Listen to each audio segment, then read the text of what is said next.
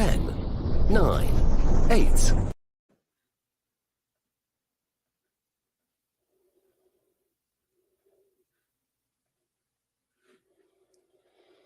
Ten, 9, 8, 7, 6, 5, 4, 3, 2, 1. Champions! Wrexham are promoted. They have their storybook ending. You can walk through the fire. You can walk through the fire. When it's down to the wire. You can walk through the fire. Howdy, y'all, and welcome to the Wrexham Texan. My name is Jake Green. Thank you so much for tuning in today for this episode review of Shaun's Vacation, which I got to say is one of the funniest episodes yet. We hadn't seen a lot of Rob and Ryan the first few episodes, but man, this one is just littered with great moments. But before that, we must watch this clip because things have been said that cannot be taken back and they have to be addressed. So here we go. If you want to subscribe to the best Wrexham content on YouTube, I had to say it, fucking hell. Anyway, we are the best Wrexham content. If you want, well, this is if we didn't start a war with other pods, like I was just saying before how I'm like, you know what, we're really lucky because we're friends with everyone, you know. And then he's just like, right, we're the best. Fuck everyone. Well, those are some words. Those are the fellas over at Two Beards, a podcast, and Wrexham AFC. Got news for you, fellas. There are other contenders. You're not even the best podcast with a beard. I hereby challenge you to foreign podcast supremacy via a penalty shootout between my podcast, which is just me, and your podcast, which is both of you, giving you, I would have to say, a slight advantage. The loser has to cut their beard. You don't got to go full shave because that goes against our entire being, but you got to trim it all the way down. You got to use a 1 on everything. So that is the challenge. The gauntlet has been thrown down. The ball is in your pitch. So get back to me. I look forward to dominating you on the field as I'm doing in the YouTube and podcast space. I honestly have no idea if my views are more than yours. I really don't care. I just like doing the podcast. So y'all are a fantastic podcast and I love listening to y'all, but I mean, I will absolutely challenge you for the Supreme Foreigners Wrexham podcast title. And yeah, I'm serious. The loser got to cut your beard off. That's all there is to it. Yeah. All right. Well, let's get into Shaun's Vacation, shall we? First of all, gosh, every time they show parts of Wrexham, parts of Wales, parts of the surrounding areas, such as this. I mean, gosh, it's just so dang pretty. There are so many beautiful shots I've been getting on Instagram ever since I've, followed like a bunch of Wrexham accounts in the past couple of years. I get all sorts of vacation ads and vacation content for going to Wales. And my gosh, y'all have a beautiful country. I am very excited to go. I have a price alert set for flying over to Wales. Hopefully sometime in February. I'm thinking I might try to come for my birthday. That might be my birthday gift to myself or my wife's birthday gift to me. I'm going to pick that for her. So yeah, just starting right off the bat. I mean, come on, it's stunning. I want to go so badly. But then we get into the thick of it. I believe this is the next clip. Let's see. Shaun let the club know that he was planning to go on holiday for the first time in a long time. He and Nicola had identified the week of October the 21st for that trip. All right, so Shaun Harvey, clearly the backbone and the foundation of the club, behind the scenes. I'm sure Fleur has a lot to do with it, but she's never on screen. You don't really talk about her very much because she asked to not be included in the docuseries. So I am certain that Fleur does a ton, but Shaun Harvey's on camera a lot, and you can clearly tell he is the business mind, the football mind behind this whole venture that Rob and Ryan are on, and they are very lucky to have him. They mentioned in this episode, and it's one of the first things I thought with this episode was that it was supposed to be a temporary position. It was supposed to be a temporary thing. I think they said 6 weeks, and turned into months, and now it's definitely a full-time gig. I mean, how could you not want to stick around? It's a fantastic story. It's clearly a beautiful place to live. A great town to live in. Why would you want to leave? Why would you want to leave? I don't know. Let's see. We meet his wife, Nicola. They met via him trying to get a mortgage and getting declined because football is not stable, which, I mean, technically speaking, I guess that's true. It's kind of like, for my wife and I being in the entertainment industry, it is extremely hard for us to get a loan because it is unstable. So generally we have to have some type of co-signer, which is just ridiculous. But it is what it is. I completely understand how that was where he was at the beginning of his career. He was secretary. I forget what club he was secretary for, but yeah, he met his wife through that, and clearly a great match. My next note is literally Wales is beautiful, and it is. Shaun told everybody he was going on holiday, and you don't really pick this up from much of the rest of the series, but I guess Humphrey and Shaun are pretty attached together. Humphrey's clearly trying to learn a lot from Shaun and kind of be his right-hand man, which makes sense because Shaun's been in football for decades and Humphrey only just got into it. So the fact that the foundation of the club, the backbone of the behind the scenes stuff, is going on vacation for, what was it? It was something like 9 days. I could understand how that would put a little stress on Humphrey. It makes total sense that would be the case. However, Humphrey, I gotta say, not once through this entire series have I thought this about you, but you're a little bit of a curmudgeon in this episode, man. Just a little bit of a curmudgeon. I understand you have a ton of responsibilities with the club. I understand that you're just trying to look out for the best interest and keep everything on the up and up. But come on, man. This whole thing with Rob trying to fly a little mini blimp above the stadium is absolutely hilarious. Let's get to it. You've got a toddler and they're sort of desperate for an ice cream.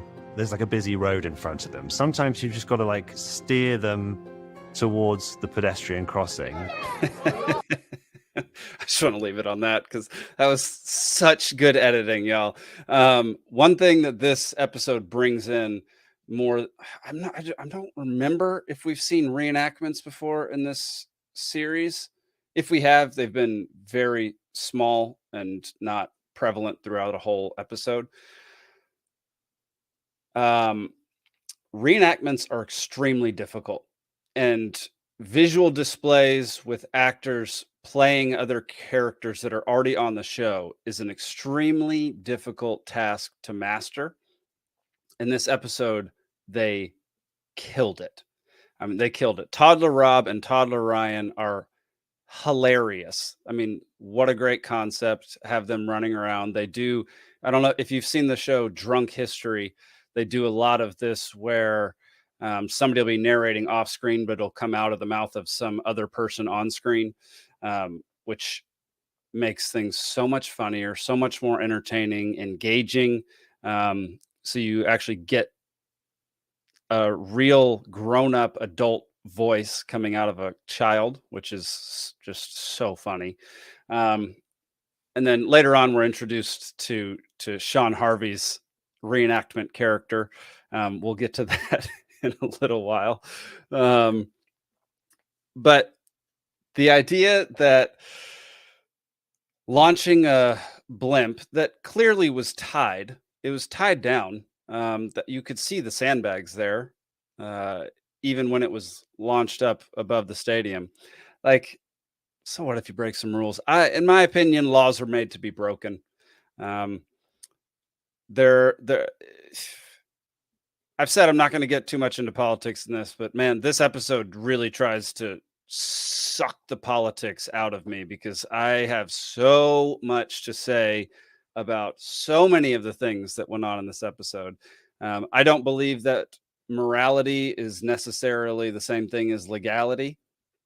So when there's a law for something that I don't find that the action I don't find morally wrong, I think that law was absolutely made to be broken or bent or pushed to its very limits or find a loophole around it.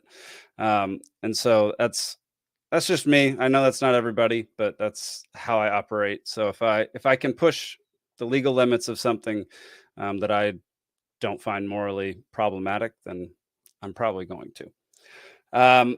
So yeah, Humphrey, just let him do his thing, live with the consequences. It's not like, yes, it might be financially problematic for a moment for the club, but in the end, it is hilarious. It will draw more eyes to the club. It will get more attention, more money. It'll make people like Rob and Ryan more. It's just hilarious. And the fact that he was doing this in retaliation to Ryan doing a memorial urinal for Rob is absolutely hilarious. I don't remember that ever being on camera. They brought it up like we had seen it before. We had definitely never seen it before. Maybe I missed it in the social media world. I miss a lot of things in the social media world, so that would make complete sense. Sorry, I guess we can remove Rob from the screen again. There we go. Yeah, so maybe I just missed it, but man, great pranks. Bravo. I love that. Let's see. What do we got next? Oh yeah, we need to see the daggone blimp. A hideous but surprisingly inexpensive way for the world to finally see Ryan Reynolds as he's meant to be seen. I mean, it's hilarious. I love a good prank. I actually can't believe he says he's not a prankster in this and he doesn't like pranks. I just actually can't believe that. That is kind of surprising to me. I don't know why. He just seems like he'd be somebody who would love a good prank, especially since he works in comedy. It's just interesting. That was a very surprising piece of news. One thing he did use a lot of in this episode was references to Game of Thrones, calling Shaun Harvey Varys, which wasn't the Hand to the King, which he acknowledges, but he talks about Shaun like he's the Hand to the King, Hand of the King, not Hand to the King, Hand of the King.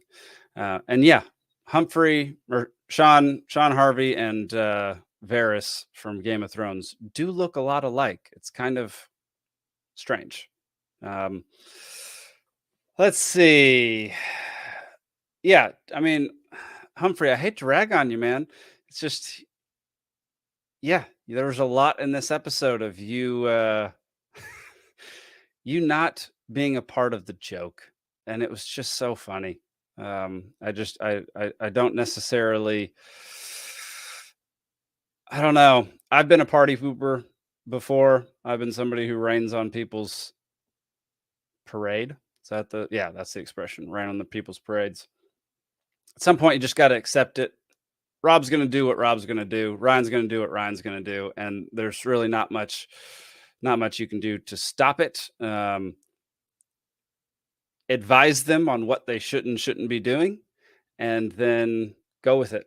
It is what it is. You know, there's you can't control people. There's only so much you can do to keep the peace, keep the order that you're wanting. So yeah, let's see. We then head to the Boreham Wood game, which is where yet another political problem comes into play, which is definitely something that here in the States we don't know about. But here, let's look at these two clips. Brings us to the thorny issue of Article 48. Article 48 is the law that states that you can't broadcast 3 p.m. Saturday kickoffs in the UK. Absurd. They call it the media blackout. Here's a second clip for this real quick. For all the European fans watching out there, I'm sure I sound like a typical American asshole. But don't you want to watch the games? I mean, come on. You want to watch the games, right? Rob, once again, as a fellow American, I completely agree.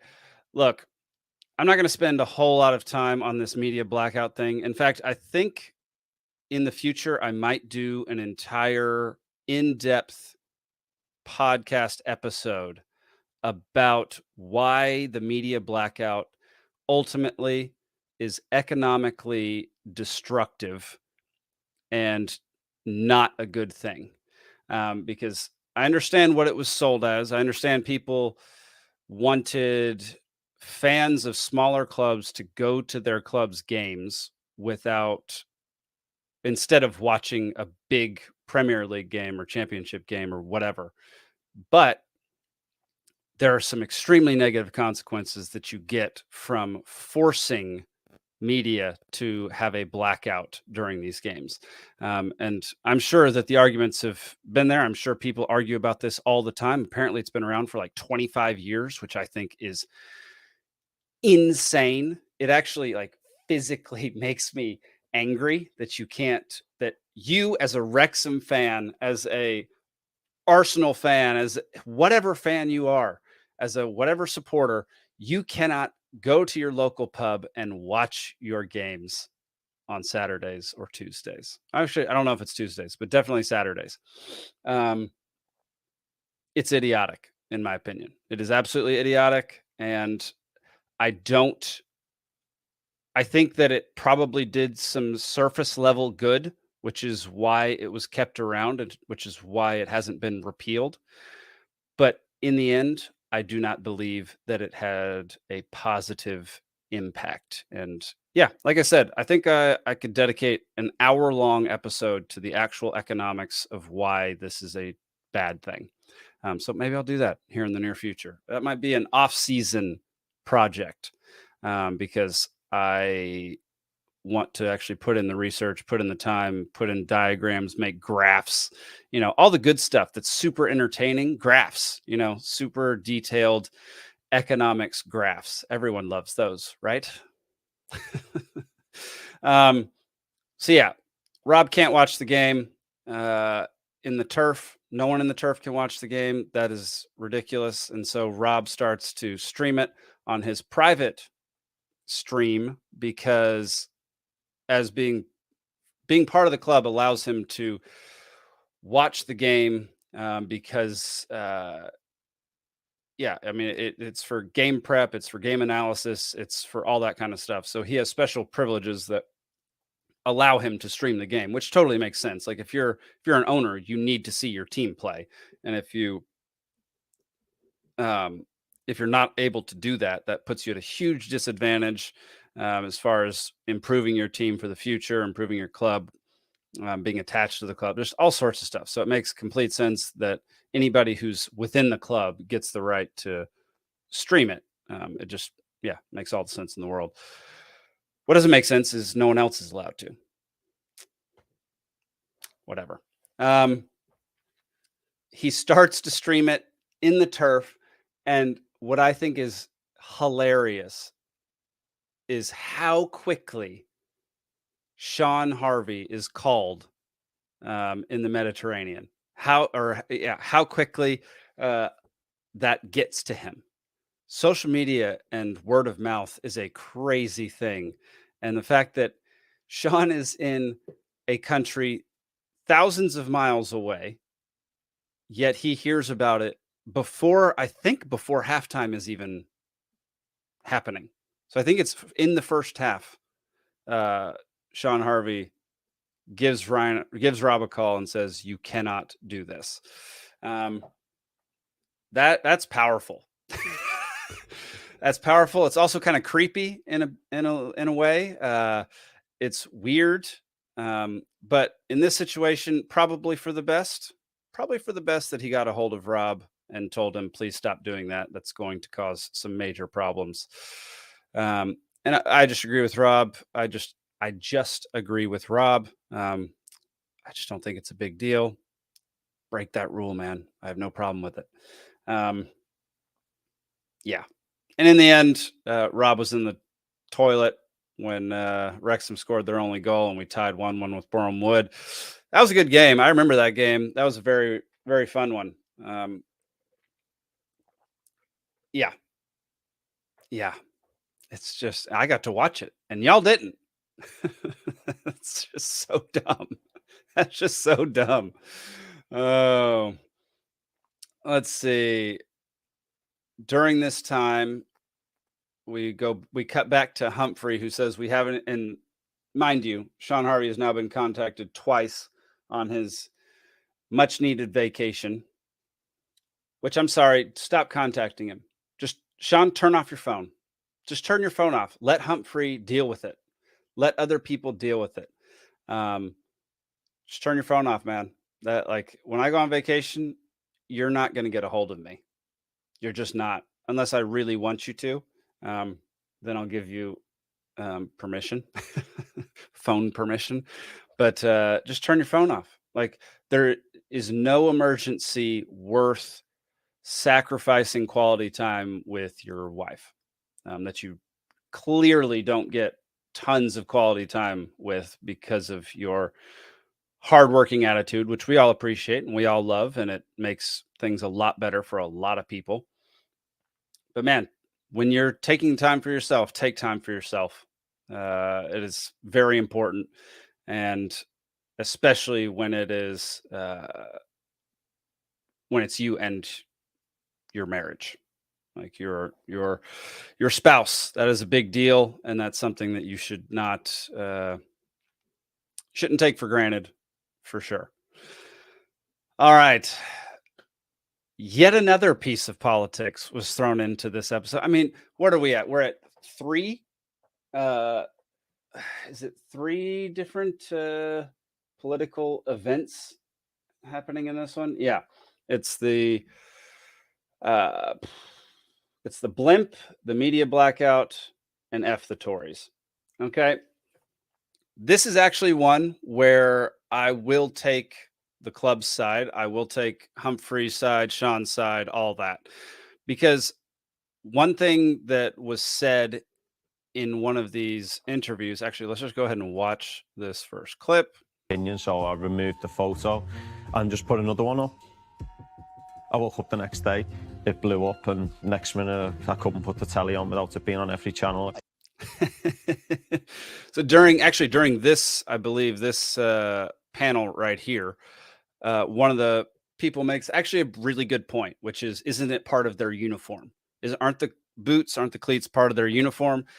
And yeah, I would agree with that. If you're a club or you're an organization that is just there for entertainment, you're not trying to be political, you're not taking a stand with anything, which those organizations should exist and should be allowed to just do what they do and not have to worry about the politics of anything, then yes, I would say they have every right to tell Paul Mullen that he cannot wear those boots on the field, on the pitch, because it is almost like using Wrexham, using an organization as your platform to give everybody your political message.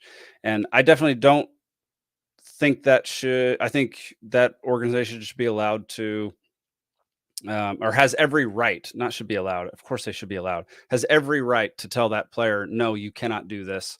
You must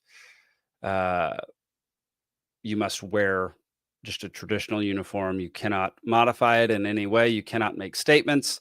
It absolutely makes sense. And then I know we haven't talked about it yet, but the reenactment with Shaun Harvey. Here we go. Little fire that's burning. All of a sudden, Ryan liked the picture. Ryan likes the picture that Paul Mullen posts, which is just so funny. And I completely get it. I probably liked it too. I didn't go back and look. I like a billion things. But let's talk about this this shot of reenactment Shaun Harvey, who looks so much like Shaun Harvey. It's hilarious. So I love these. They're called, technically, I actually can't remember what they're technically called, but we call them the vertigo shot. It's an Alfred Hitchcock thing where you either push in with the camera while you're zooming out, which creates this crazy effect, or you do the opposite. You pull back while you zoom in.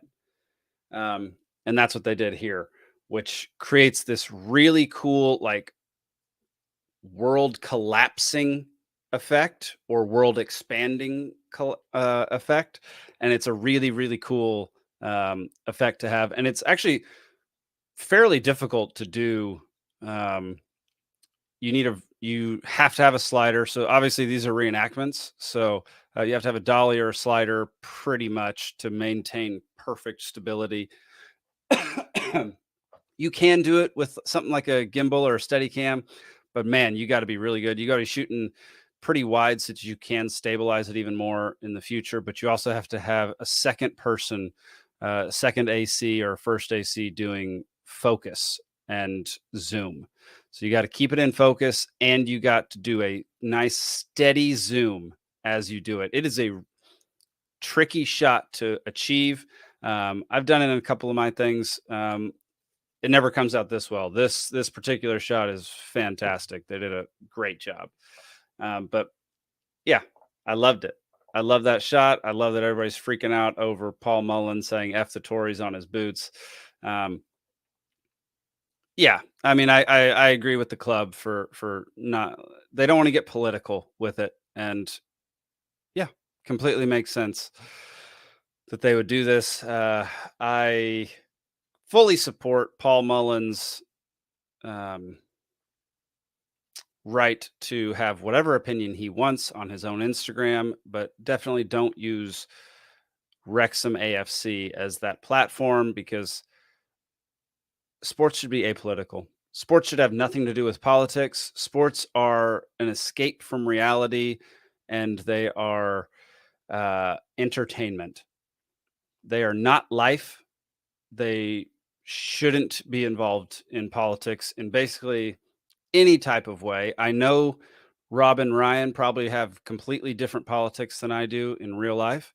However, you would never know that just by paying attention to Wrexham.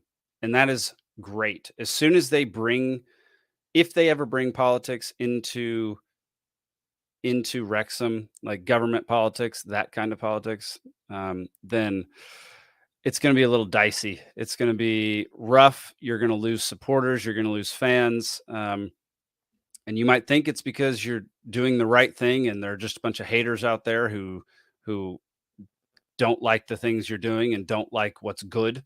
But that's just not the case. Just don't get political. Don't bring politics into sports. It is infuriating.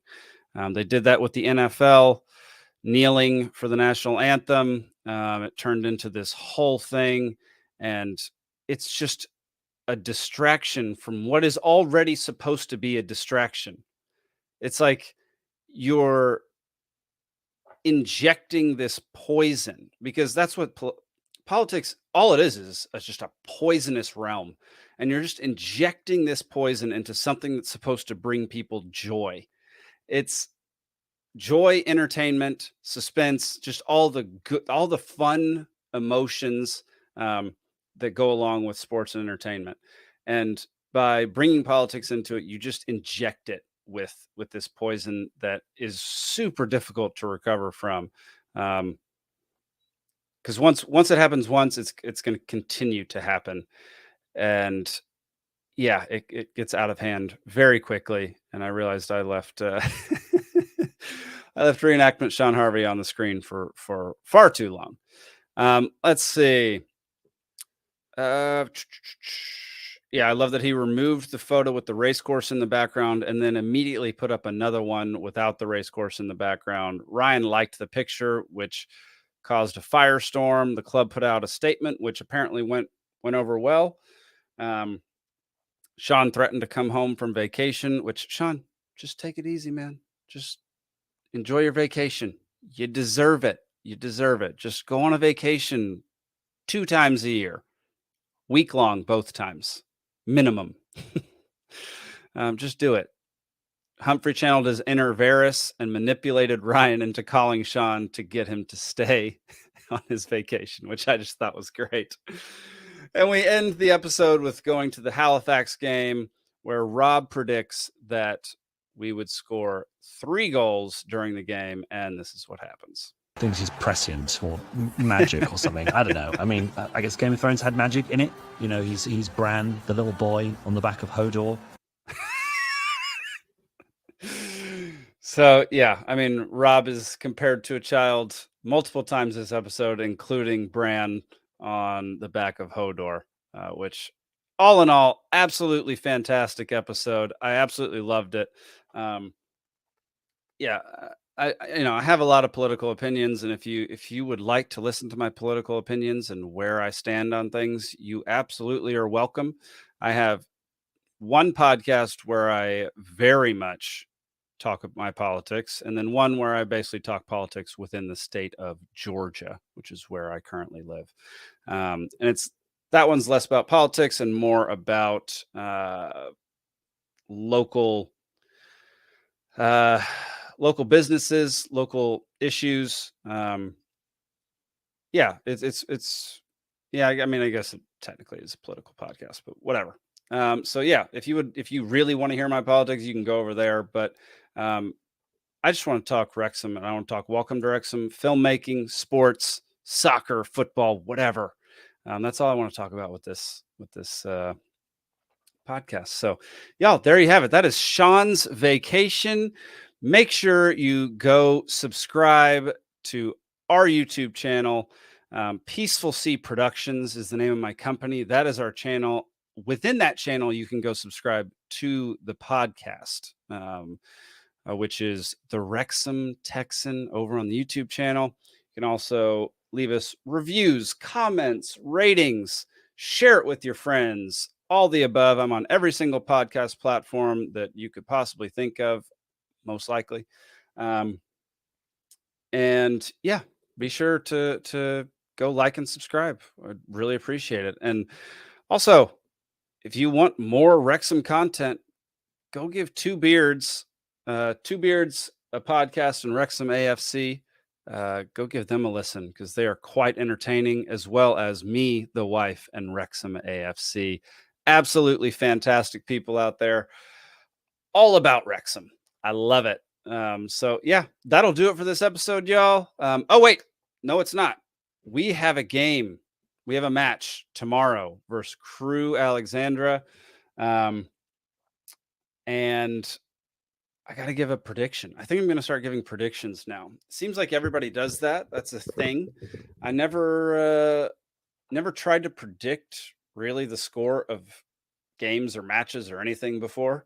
So this is it's a new thing for me. So yeah, I'm going to say, since we are at the racecourse ground, I do think we're going to bounce back hard after last week. I think the guys are going to take that personally. I'm going to say 2-0. And I'm also going to predict that Mullen gets his first goal of the season, and Palmer gets another goal this season. So Mullen and Palmer score our goals, and there you have it. All right, y'all. Thank y'all so much for tuning in. Make sure to like, subscribe, follow, all that good stuff. And we will see you on Sunday, 12 p.m. Eastern, 5 p.m. GMT. So we'll see you then. Later. Up the town. Search my soul with all your heart, you're gonna see it.